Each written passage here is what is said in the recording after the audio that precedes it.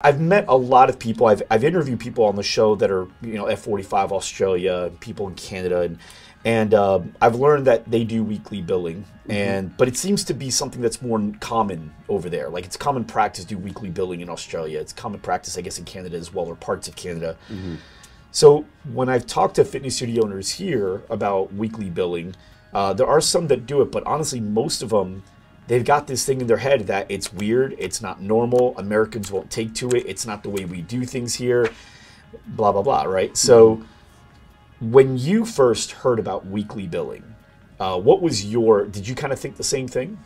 I didn't even think twice about it. I got into the franchise of F45 and just in the franchise model because I loved the idea of building on something that I already believed in and seeing weekly pricing as part of the offering and what F45 was suggesting. I said, great, that's something different. I haven't seen that before, but I'm going to go with it because they know something I don't, right? They're the ones doing this really well, and that's one of the elements I saw as a differentiator in the programming and in the way they sold the product. And it's really easy to translate on a weekly basis what people's value is, and getting that little kick in the pants like, hey, this is your reminder that you have a week to cover the cost of these two classes. Either you can pay your drop-in rate and not worry about your membership, or you get your weekly charge, and that kind of elevates what the in your mind what you have to do that week. It's kind of one of your checklists, one of your reminders that you get. Yeah, I love that, man. And two things that I heard in there that I've interviewed so many successful people between this show and the other show that I've got.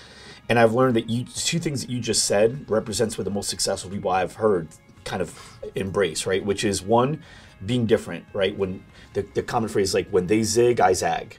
And for you, you saw it was different and you got excited about it, as opposed to most people kind of want to be sheep, right? I feel safer doing what everyone else is doing, you know, because if I fail, well, it failed. Right. I didn't fail. Right. So number one, I love that when everyone zigs, you zag. You love the fact that it was different.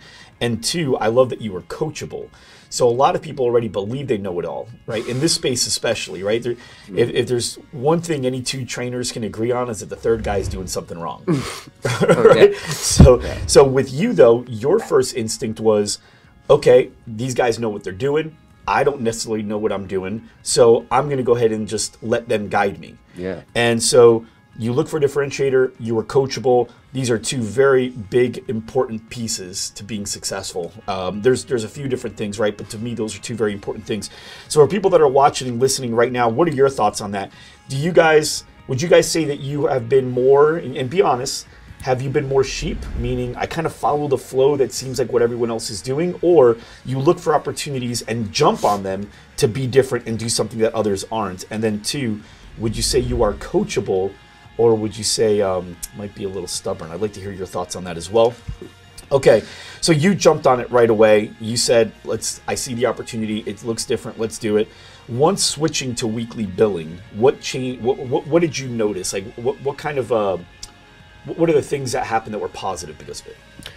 I think we saw an increased engagement with each member.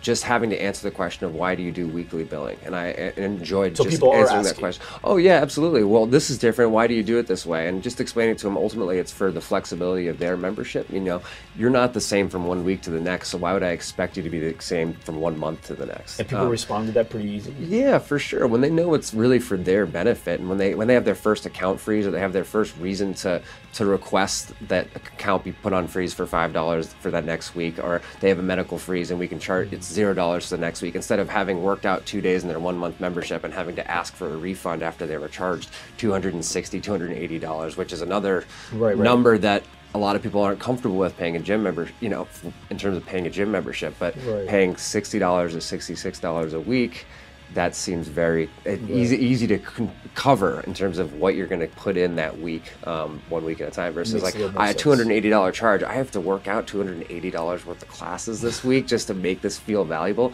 outside of, okay, if I do 2 classes this week, this paid for itself. And now I can work on, okay, now I can do 4 classes, and now I've depreciated my costs and I've got that much more value out of it. So it's just a week in, week out basis. And what have you done for me lately is the MO of, I think, the United States. And so why not allow a system that buys into that and checks people into a value question each week?